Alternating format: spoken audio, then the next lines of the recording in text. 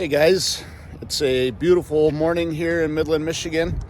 Although it's a little chilly out, it's only about 27 degrees.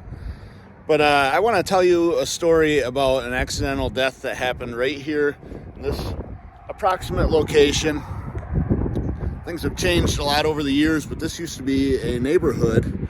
And I'm standing at about the location, the crossroads of Ellsworth and Forney streets.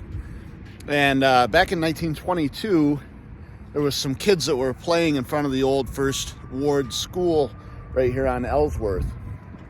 And they were out playing in front of the school, and an old man drove by on with a horse and buggy, and the kids jumped onto the horse and buggy to take a ride.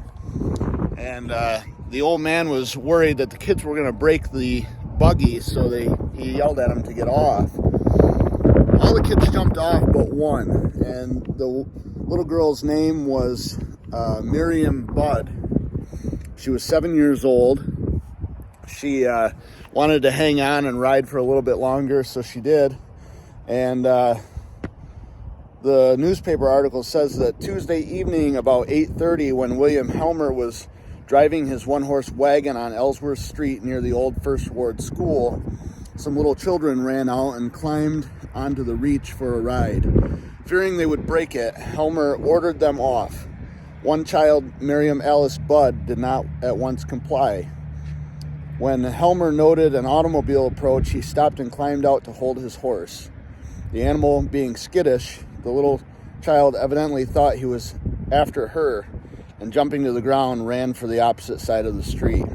This brought her directly in the path of the car driven by Carl Gordner. Now, the old man that was driving the vehicle said that she was so close that he wasn't able to stop, and he hit her. And imagine, February 7th, 1922, this area in Michigan probably had some snow.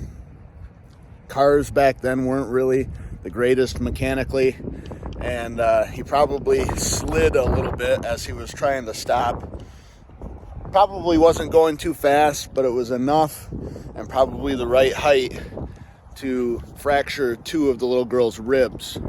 One of the ribs then punctured her heart, and as she laid on the ground in pain, they scooped her up and they ran her across the road over in this direction to a doctor.